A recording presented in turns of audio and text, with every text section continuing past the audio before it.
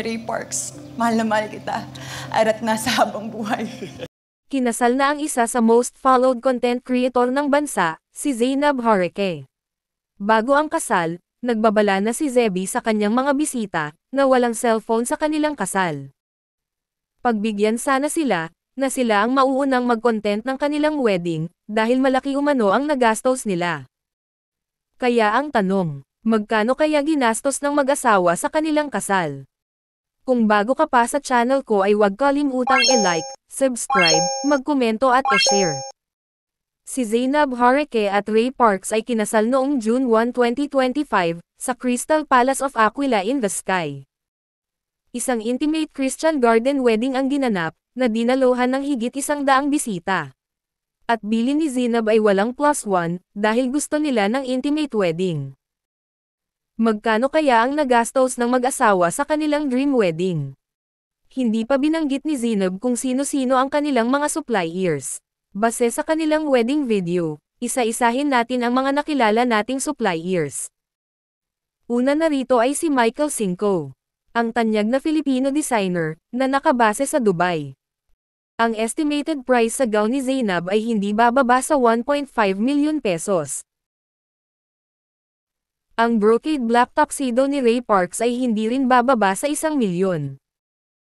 Ang regalo ni Ray Parks kay Zainab Hareque, ay isang Hermes Mini Kelly, na singlaki lang ng kamay niya, ay hindi bababa sa 2.2 milyon pesos. Ang gift naman ni Zainab para sa basketbolista ay Toyota Land Cruiser, na humigit kumulang 5.7 milyon pesos.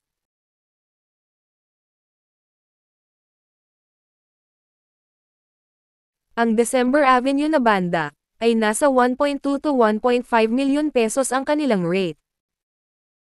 Ang videographer nila ay si Jason Magbanua, na nasa 200 to 300,000 ang basic rates. Nice Print and Exige Weddings, ay ganoon din ang presyo, hindi bababa sa 200,000 pesos.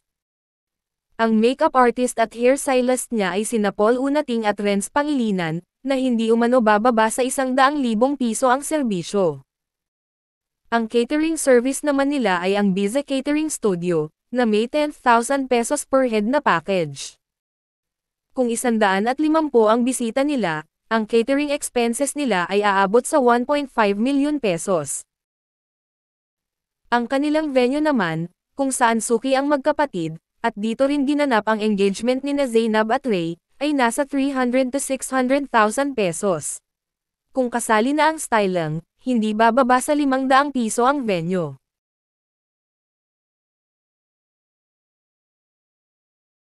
Ang mga luxury and entourage gifts nila na may customized Chanel perfume, clutch bag, earrings at iba sa bridesmaids. At no logo na mamahaling duffel bag at mga laman nito para sa groomsman. Hindi umano bababa sa 200,000 piso kada tao.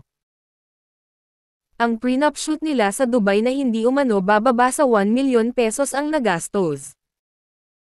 Yan pa lang sa mga nabanggit, ay lampas 10 milyon na. Sa isang vlog ng mag-asawa, ay nabanggit nila ang ginastos nila ay 1 taong sweldo ni Ray Parks. Ayon sa mga nakalap na impormasyon, ay higit kumulang 2 milyon piso ang kita ng basketbolista sa Japan.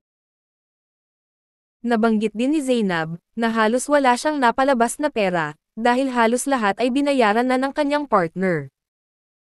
Talagang mapapasana all ka na lang. Kung dream wedding nga naman, mahal mo ang kapartner mo, at may pera ka namang ibubuga, ay hindi ka umano mag-aalinlangan na gumastos. Sa kasal ni Zainab at Ray, worth it ba ang gastos nila? Comment down below.